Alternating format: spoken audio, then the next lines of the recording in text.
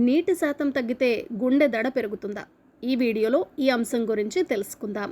Hi hello, welcome back to TV21 the better choice. నేను మీ పుష్ప. భావోద్వేగాలు, శారీరక శ్రమ, వ్యాయామం, కెఫిన్ వంటివి గుండె దడకు దారితీస్తాయని మనకు ముందే తెలిసిందే. ఇవి మాత్రమే కాదు, ఒంట్లో నీటి శాతం తగ్గినా కూడా గుండె దడ పుడుతుంది. సాధారణంగా ఇది ప్రమాదకరం కాదు, అరుదుగా వస్తుంది, కొద్దిసేపు ఉండిపోతుంది. కానీ నీటి శాతం తగ్గటం వల్ల గుండె దడ పుడితే మాత్రం తీవ్రంగానే పరిగణించాలి.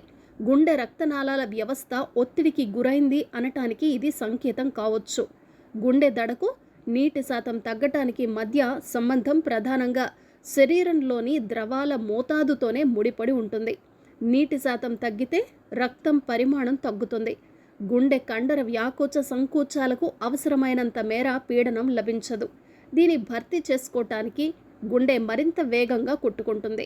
రక్తాన్ని పంప్ చేయటానికి ఎక్కువ కష్టపడాల్సి వస్తుంది. ఇలాంటి పరిస్థితుల్లో తేలికపాటి వ్యాయామం, శారీరక శ్రమ చేసినా గుండె వేగం మరింత ఎక్కువవుతుంది.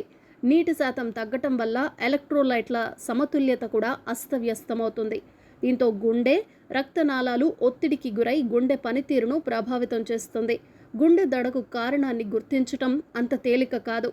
కానీ నీటి శాతం తగ్గటం కారణమవుతూ ఉంటే మాత్రం కొన్ని లక్షణాలతో గుర్తించవచ్చు.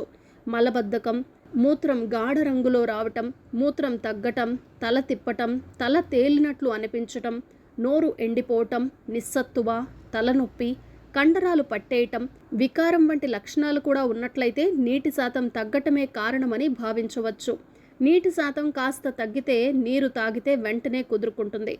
ఒకవేళ వ్యాయామం, వాంతులు, విరేచనాలతో నీటి శాతం తగ్గితే ORS పొడిని కలిపి తాగటం మంచిదే. అలాగే కెఫిన్, మద్యం, పొగాకు వంటి వాటికి దూరంగా ఉండాలి.